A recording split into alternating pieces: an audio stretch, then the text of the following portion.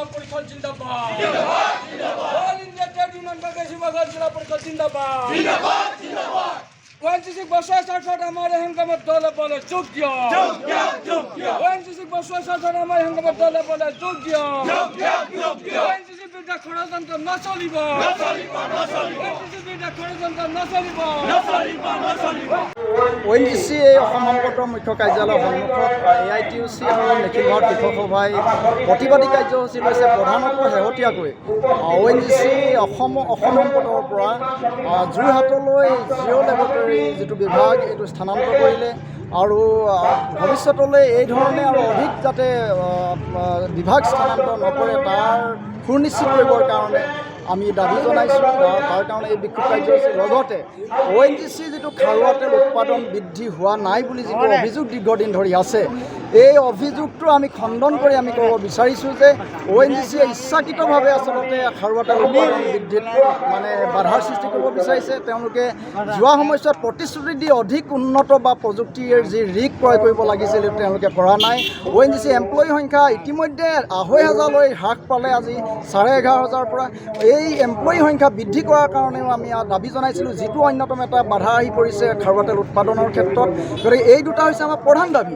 দ্বিতীয়তে আমি কৈছোঁ যে ONGC বিষয়াসকলৰ কাৰণে যিবিলাক মানে QTF ছিষ্টেম তেওঁলোকে ঠিক কৰি লৈছে, এই QTF ছিষ্টেমটো আচলতে বন্ধ কৰিবৰ কাৰণে কৈছোঁ। তেওঁলোকে ১৪ দিন ছুটি লোৱা, ১৪ দিন ডিউটি কৰা, আচলতে প্ৰেক্টিকেলি ৮ দিনমানহে তেওঁলোকে কাম কাজ কৰা, যিটো তেওঁলোকৰ আমাৰ প্ৰেক্টিকেল দেখা পোৱা যায়। গতিকে এই ক্ষেত্ৰত এই ছিষ্টেমটো বন্ধ কৰিবলৈ আমি দাবী জনাইছোঁ।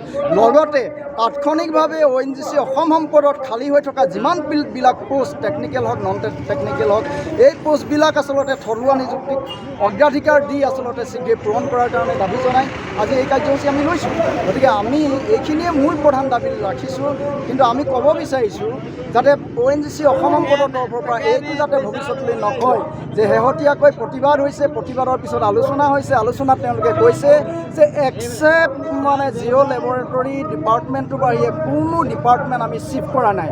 যদি ভৱিষ্যতলৈ তেওঁলোকে ফিনান্স ডিপাৰ্টমেণ্টটো লৈ যায়, ফিনান্স ডিপাৰ্টমেণ্টটো লৈ যোৱাৰ পিছত তেওঁলোকে আকৌ প্ৰতিবাদ হ'ব, আকৌ যদি আলোচনাত কয় তেওঁলোকে যে একচেপ্ট ফিনান্স ডিপাৰ্টমেণ্ট, কোনো ডিপাৰ্টমেণ্ট আমি ইয়াৰ পৰা চিফ্ট কৰা নাই, এই ধৰণে নচলিব।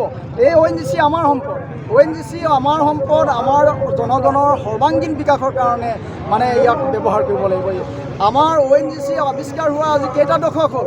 এই দশককেইটাৰ পিছত আমাৰ শিৱসাগৰ, নাজিৰা, গেলেকী, লাকুৱা অত্যাধিক ইয়াত খাৰুৱা তেল, প্ৰচুৰ পৰিমাণৰ খাৰুৱা তেল আৰু প্ৰাকৃতিক গেছ আছিল, যাৰ জৰিয়তে মানে ৩০ লক্ষ মেট্ৰিক টন পৰ্যন্ত এই অসম সম্পদে উৎপাদন কৰিছিল।